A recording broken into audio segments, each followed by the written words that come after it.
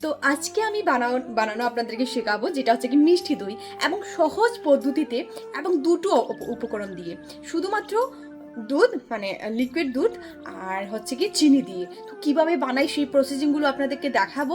একদম সহজ পদ্ধতিতে আপনারা বাড়িতে বানাবেন এবং পিওর জিনিস, ঠিক আছে?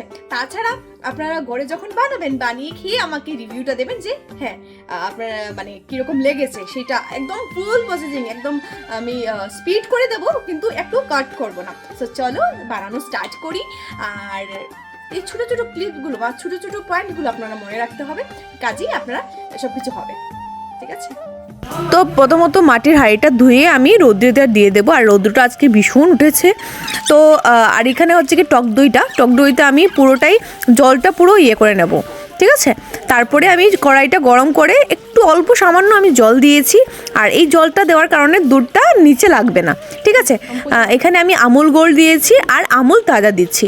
তো দুটাই দিয়েছি, আমার কাছে দুটো অ্যাভেলেবেল আছে, তো ওই দুইটাই দিয়েছি।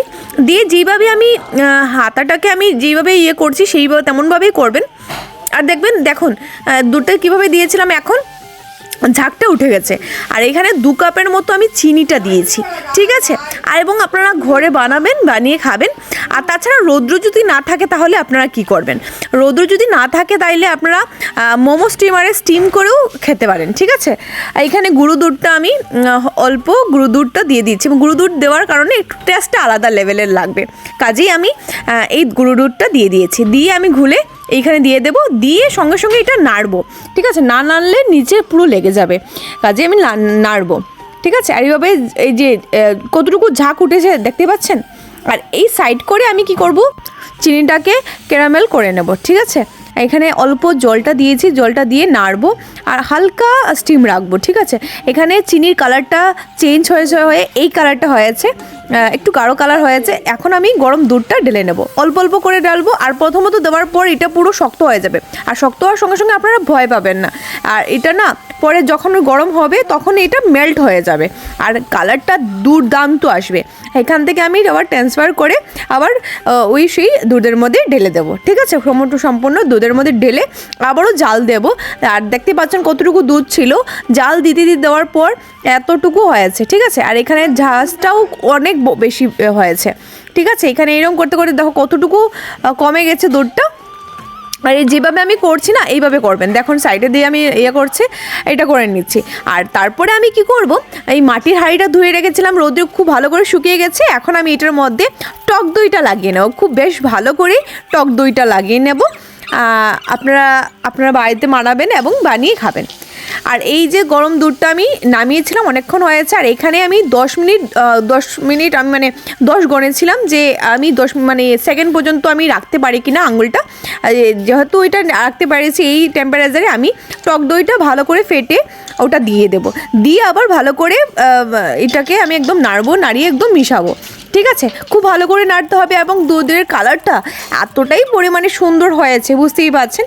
এখানে ভালো করে আর ঝাঁজটাও খুব ভালো করে হয়েছে, কাজেই আমি এইটা আমি ঢেলে নেব।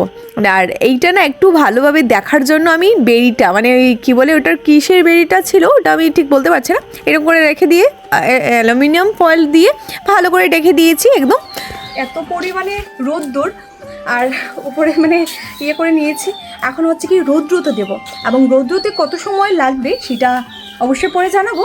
তো কী দেই রৌদ্রের মধ্যে কীভাবে দেই সেই প্রসেসিংগুলো জানাই, আপনাদেরকে দেখাবো। আর উপরে রেপিং করে দিয়েছি, আর নিচে দেখার সুন্দরের কারণে বা সোজা থাকার কারণে নিচে সেই বেরিটা দিয়ে দিয়েছি। চলো যাই রৌদ্রের মধ্যে দিই। তো দেখতেই পাচ্ছেন অনেক রোদ্দুর। এখন আমি কিভাবে দেব সেটাও আপনাদেরকে দেখাচ্ছি। এই যে এখানে রাখলাম, একদম সমান জায়গাতে রাখবো।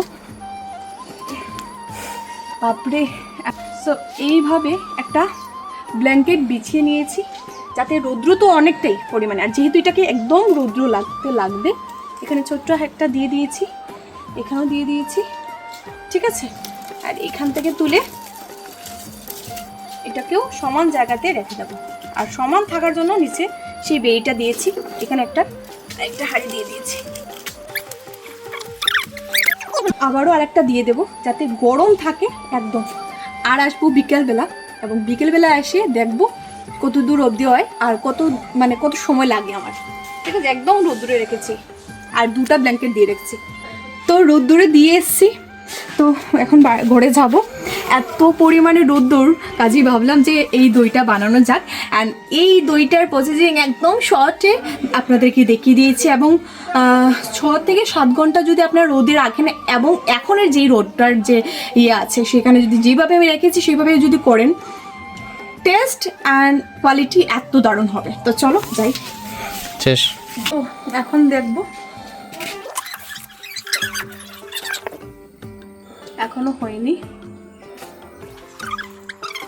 সো গাইজ, ব্যাপারটা হচ্ছে কি, আমি 12:30টার সময় দিয়েছিলাম রোদ্দুতে দিয়েছিলাম, এবং 4টার সময় আমি রোদ্দু থেকে এনে ঘরে একটা জায়গাতে এইভাবে মানে একদম পুরো ডেকে গরমে যেইটা থাকার দরকার ওইটা করে রেখেছিলাম। এখন বাজছে করিতে 7টা, এবং এখন দেখে নেবো যে এইটা আদৌ হয়েছে কিনা। মানে একটু জমাট বাঁধলে আমি অবশ্যই দেখলে বোঝা যাবে যে কতদূর হয়েছে।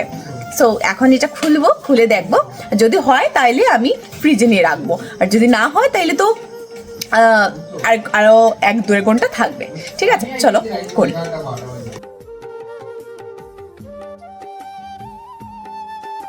তো এখন আমি ফ্রিজের মধ্যে রেখে দেবো, রাত্রেবেলা এখন রেখে দিয়েছি, 8-10 ঘন্টা থাকবে।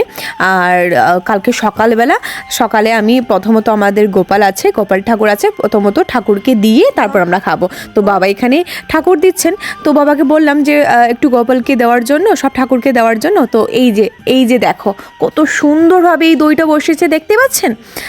তো এই সেই ফাইনাল লুক।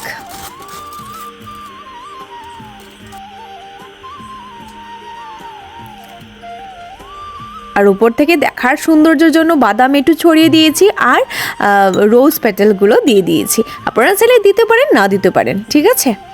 এই যে কত সুন্দর করে দিতে পারছেন, দেখো। তো এখন আমি খাবো।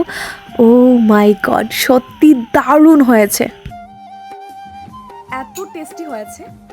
আপনারা সত্যিই ঘরে বানাবেন এবং বানিয়ে খাবেন, খেয়ে তারপর আমাকে বলবেন যে কীরকম হয়েছে। তো এত টেস্টি, এত পারফেক্ট হয়েছে।